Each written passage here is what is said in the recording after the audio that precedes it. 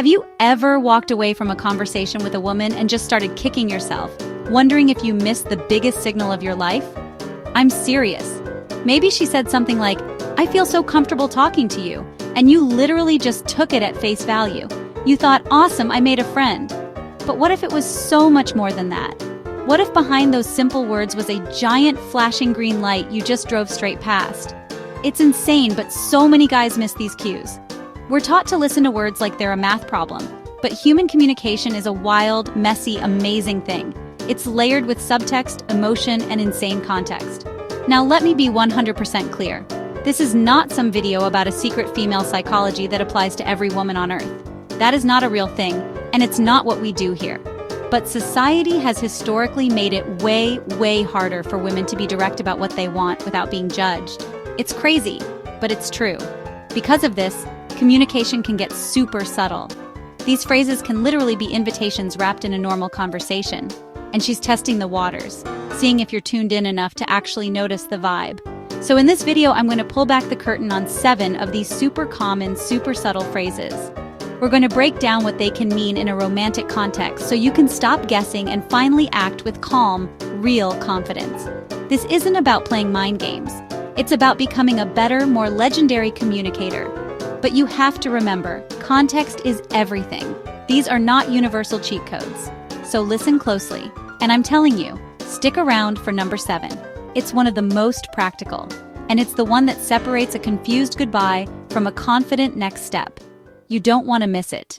Phrase 1, "I feel so comfortable around you." All right, let's start with a classic that is so often mistaken for a one-way ticket to the friend zone. It's not even funny. When a woman says, "I feel so comfortable around you," or "It's so easy to talk to you," 99% of guys hear, "You're safe, you're like a brother to me." And just like that, they mentally check out, completely missing the massive green light that might be right in their face. Here's what's actually going on. A person's feeling of emotional safety is the literal foundation of any real connection, the bedrock. We don't just let anyone get past our defenses. So when she tells you she feels comfortable, she's not just being nice. She's telling you that you've passed a huge test. You have created a space where she can lower her guard. For so many people, letting their guard down is the single most important first step towards any kind of intimacy. It means she trusts you. And trust is the ultimate launch pad for desire. Of course, context is king. You have to look at the whole picture. Is she saying this while holding deep eye contact, with a soft smile, leaning in closer to you? Is there a light, lingering touch on your arm? Guys, that's not platonic comfort, that's romantic interest. She's not just comfortable, she's captivated. She is literally saying, "You made me feel safe, and that feeling is pulling me in. Your move." A confident guy understands this isn't just a compliment, it's a statement of trust and a massive invitation. Your response has to validate her feeling and gently match that energy. Instead of just saying "you too," you have to do better. Try holding her gaze, smiling warmly, and saying something that shows you get it. Try this. "I feel the same way." It's not every day you connect with someone like this. Or if the vibe is right, you can be a little more direct and playful. "I'm glad." Comfortable is a great place to start. Then you can pair this with a slight lean-in or a super brief intentional touch on her hand if it feels right. You're not just hearing her words, you're showing her you understand the emotional current running right underneath them. You see the invitation. Phrase 2, "You're different from other guys." This phrase is pure gold. It's a 24-karat compliment, yet it flies right over so many heads it's insane. When she tells you you're different, she's not just making a casual observation. This is a high-impact statement designed to do one thing: separate you from every other guy on the planet. Think about what's going on in her mind. Other guys is code. It's shorthand for all the past experiences. Men who were boring, didn't listen, or just didn't create that spark of connection. By calling you different, she is deliberately putting you on a pedestal. She's saying, "The things you do are the exact things I've been looking for." This phrase is also a justification, not just for you, but for her. It lets her feel and act on her attraction without feeling weird about it. By framing you as this special, unique exception, she's giving herself permission to feel a stronger connection. It's literally her way of saying, "My usual rules might not apply to you. I'm interested, and it's because you're not like everyone else." Your goal here is simple. Accept this amazing compliment gracefully. Don't get awkward, don't try to downplay it. And whatever you do, do not put her on the spot by saying, "How am I different?" That shatters the magic. Instead, you respond in a way that's appreciative and even a little bit intriguing. A perfect response is to lean in a little, smile, and say in a calm, playful tone, "I'll take that as a compliment. A good different, I hope." This is amazing because you're inviting her to say more if she wants without demanding it. She might just say, "The best kind," and that is your signal. Another incredible option is a little playful confidence. "I try my best." Delivered with a little smirk, this shows you appreciate it without being needy for her approval. You're accepting the unique frame she just put you in, and that confidence is probably why she called you different in the first place. Phrase 3. I don't normally do this. This one is one of the most direct signals you can possibly get, even though it sounds like she's hesitating. When she says, "I don't normally do this," whether it's about going home with someone, opening up about something personal, or just staying out super late, she is telling you two critical things. You have to listen. First, you are the exception. She is actively breaking her own rules for you. That is a massive sign of attraction. It means her interest in you is so strong it's literally overriding her normal habits. She's stepping outside her comfort zone because being with you is worth the risk. Second, she's protecting her self-image. By saying her behavior is unusual, she's subtly saying, "This isn't who I am all the time. This is happening because you are special, not because I'm careless." It's a little bit of a psychological safety net that allows her to go forward with the intimacy she wants while feeling secure. She's giving you a peek into her brain. "I want this, but I need you to know this is special." The pro move here is to make her feel completely validated and secure in her choice. You have to acknowledge how special this is without making it a huge deal. Look her in the eyes, give her a small, knowing smile, and say softly, "I'm glad you are." That's it. It's so simple and so powerful. It says, "I get that this is special. I'm not judging you, and I'm so happy you're making an exception for me." You're not questioning her. You're accepting her gift. Another killer option is to create a shared experience. Then I guess we're both breaking the rules tonight. This builds a fun, us-against-the-world vibe that's incredibly attractive and deepens the bond instantly. Phrase 4. I'm so busy, or I'm so tired. Okay, this one is next level and requires you to read the room like a pro. On the surface, "I'm so busy," or "I'm so tired" sounds like a polite, "I'm going home now." And sometimes that is exactly what it means. You have to know that. But in the right context, like late at night when you're alone together in a comfortable spot, this phrase can mean something completely different. It can be an indirect invitation for you to take the lead and suggest a change of location. It gives her plausible deniability. It's hard to just say, "Let's go back to my place," so instead she presents a problem: being tired. It's a test of your social IQ. By saying, "I'm so tired," she might not be saying, "I want to go home." She could be saying, "I don't want this night to end, but I can't sit in this loud bar forever. I need an excuse to get more comfortable, and I'm hoping you'll provide it." It's a super low-risk way for her to signal that she wants to move things to the next level. The man who gets this recognizes this is a moment to be a leader, not to just run away. The best response offers a solution to her problem without making a single assumption.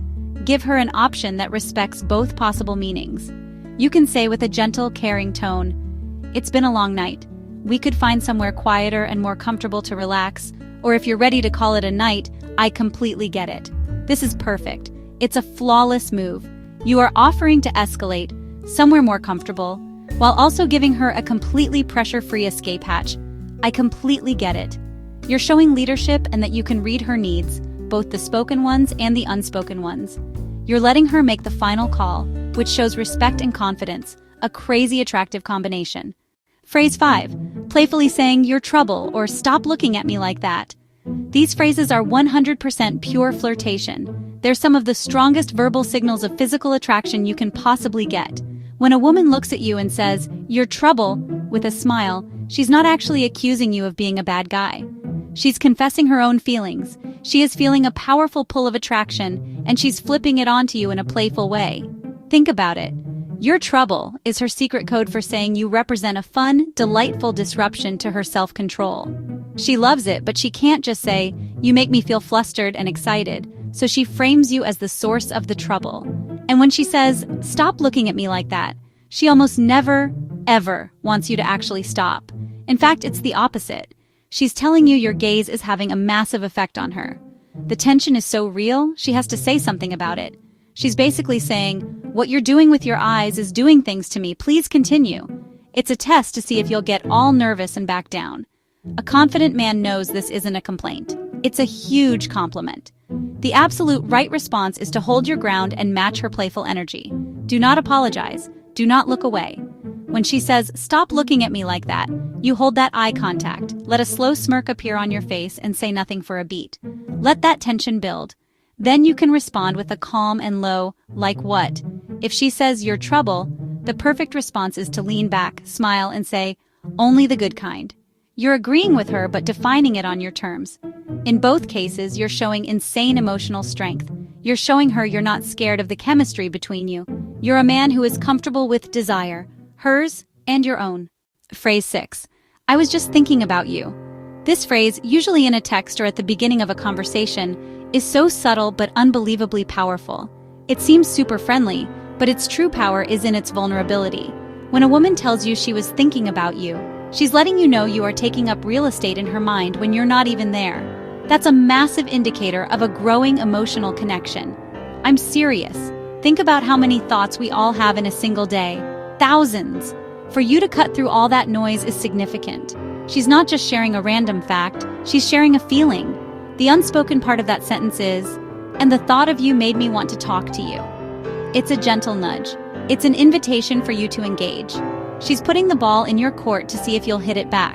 The guy who understands communication sees this for what it is, a perfect opportunity to build momentum.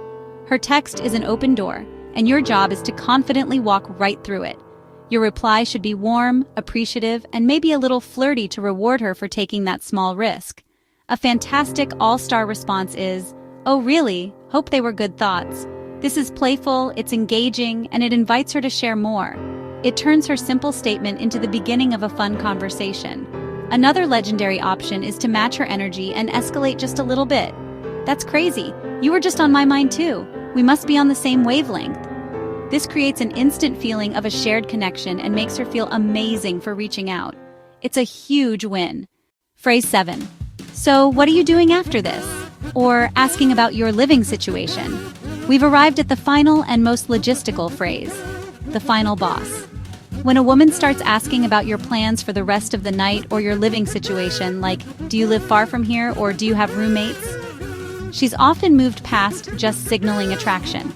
She might be actively checking for logistical compatibility.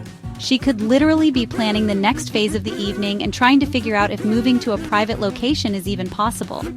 These are almost never random questions. A woman who isn't interested in you has zero reason to care about your commute time or your roommates. If she's asking these questions near the end of a date, it often means she does not want the night to end. A question like, "Do you have roommates?" can be a coded way of asking, "If we go back to your place, will we have privacy?" It's one of the single clearest signs she's comfortable with being alone with you and is just trying to work out the details in her head.